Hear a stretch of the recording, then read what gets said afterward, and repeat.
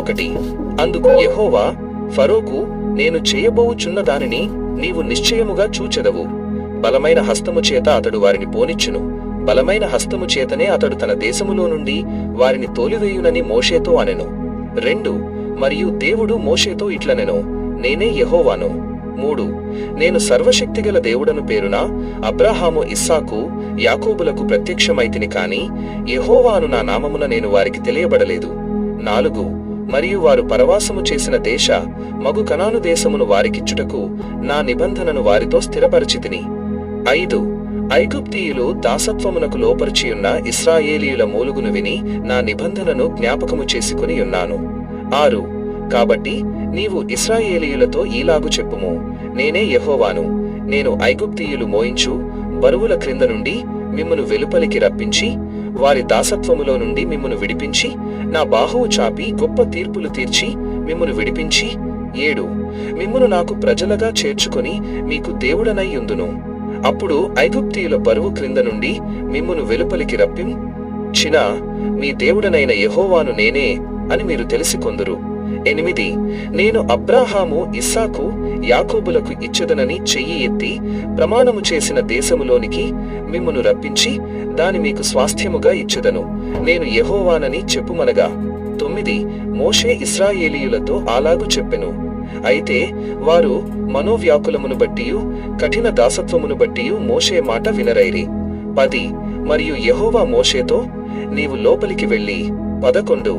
ఐగుప్తు రాజైన ఫరోతో ఇశ్రాయేలీయులను తన దేశములో నుండి వెలుపలికి పోనీయవలెనని అతనితో చెప్పుమనెను. 12. అప్పుడు మోషే, ఔచిత్తగించుము, ఇశ్రాయేలీయులే నా మాట వినలేదు, మాట మాంద్యము గలవాడనగు నా మాట ఫరో ఎట్లు వినునని యెహోవా సన్నిధిని పలికెను. 13. మరియు యెహోవా మోషే అహరోనులతో నిట్లనెను, ఇశ్రాయేలీయులను ఐగుప్తు దేశములో నుండి తాము వెలుపలికి రప్పించుటకై ఇశ్రాయేలీయుల యొద్దకును ఫరో యొద్దకును వెళ్లవలెనని వారికాజ్ఞాపించెను. 14. వారి పితరుల కుటుంబముల మూలపురుషులు ఎవరనగా ఇశ్రాయేలు జ్యేష్ఠ కుమారుడైన రూబేను కుమారులు హనోకు, పల్లు, హెస్రోను, కర్మీ, వీరు రూబేను కుటుంబములు. 15. షిమ్యోను కుమారులు యెమూయేలు, యామీను, ఓహదు, యాకీను, సోహరు, కనాను స్త్రీకి కుమారుడైన షావూలు, వీరు షిమ్యోను కుటుంబములు. 16. లేవి కుమారుల పేరులు వారి వారి వంశావళుల చొప్పున ఏవేవనగా గెర్షోను, కహాతు, మెరారి. లేవి 137 బ్రతికెను. 17.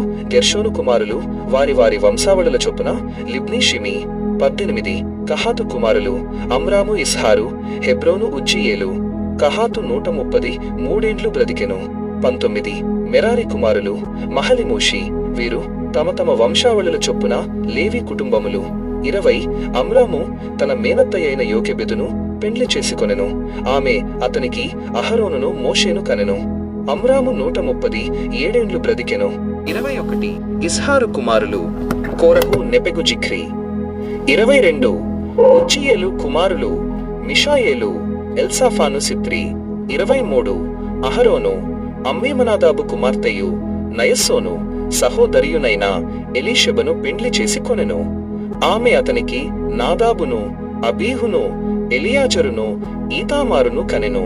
24. కోరహు కుమారులు అస్సీరు, ఎల్కానా, అబియాసాపు, వీరు కోరహీయుల కుటుంబములు. 25. అహరోను కుమారుడైన ఎలియాజరు పూతియేలు కుమార్తెలలో ఒకతెను పెండ్లి చేసుకొనెను. ఆమె అతనికి ఫీనెహాసును కనెను.